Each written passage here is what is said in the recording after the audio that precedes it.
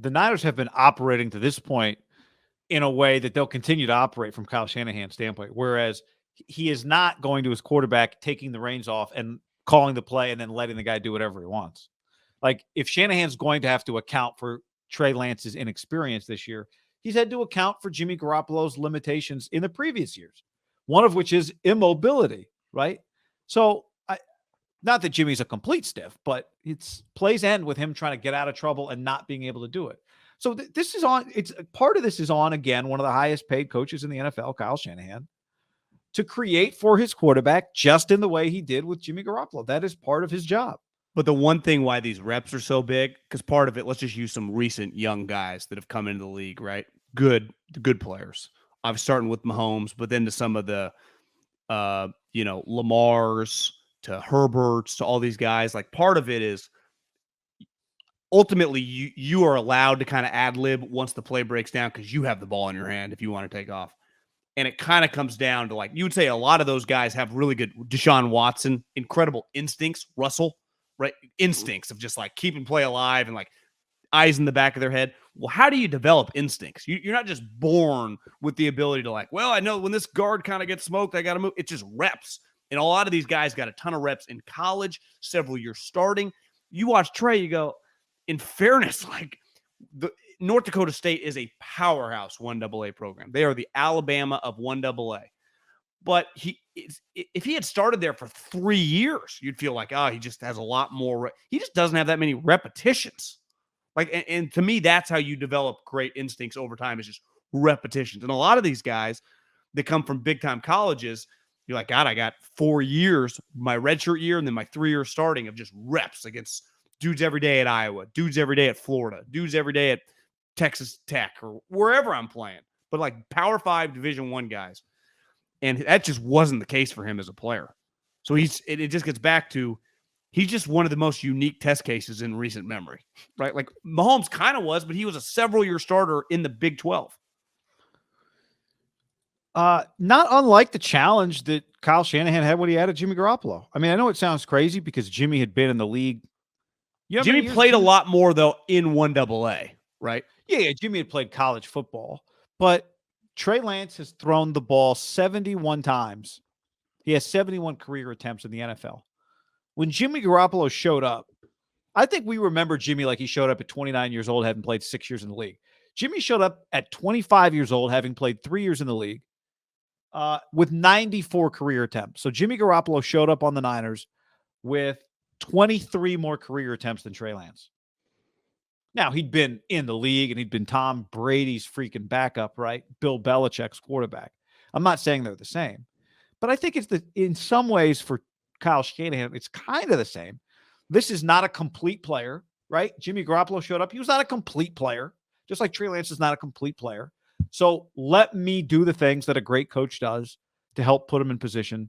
This is what every guy says to make plays. So I don't think this is, I think, a very similar. Matt Ryan was not this way. Not that Matt Ryan didn't have his limitations, but Matt Ryan, a competent offensive coordinator and Matt Ryan would work. Maybe, Kyle Shanahan got the absolute most out of him. But for the most part in Kyle's career, he's been working with quarterbacks who part of what they need is his help. I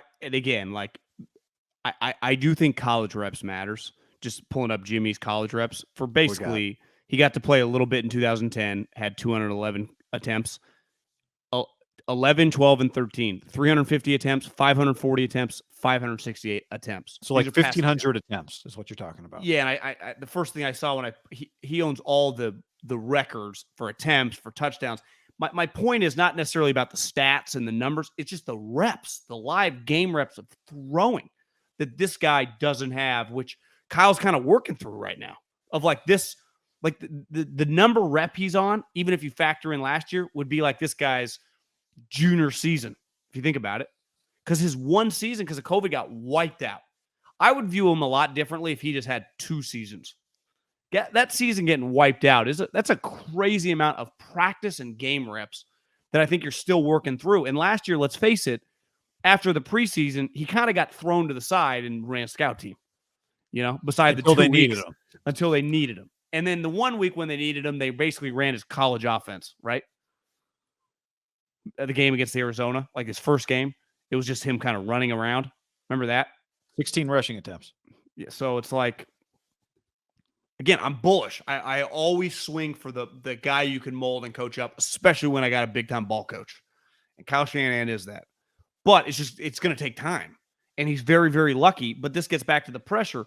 This team is not like, well, we're cool, just going 9-8 and just being. No, they're paying all these dudes to try to win big. And that, to me, just now it helps. There's a 7th seed, but like anything but the playoffs is a fucking disaster, right? Because last year almost was, because it was like, wait, you're just wasting Trey's reps to miss the playoffs. Now they ended up making it, and then they won 2 playoff games, and it was sweet. Everyone rejoiced. It was awesome. You screwed up the Cowboys and the Packers season. It was awesome. Trent flipped the Cowboys fan off, walking off the Cowboy Stadium. It's a highlight. That picture, that still photo is pretty classic.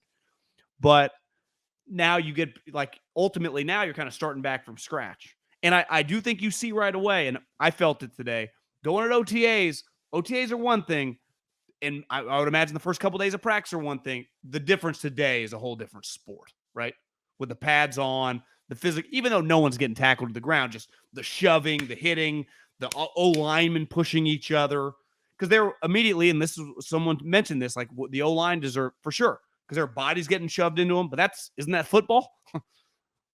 Like, yeah. Well, the only thing is the quarterback doesn't get hit, which is like a major part of the position, right? And even then, you can feel stress level goes. You do get knocked. He get knocked around the pocket a little bit. Yeah. It's why I thought his first completion when they went 11 on 11, the first throw he had, the first play was actually a run play behind Kittle and Kittle came in motion right to left. Use check. Let's run behind Trent Williams. That was remember you and I have been debating, like, what's the first play going to be? I heard maybe 18-19 Zorro or 19-18 Zorro, whatever it's called.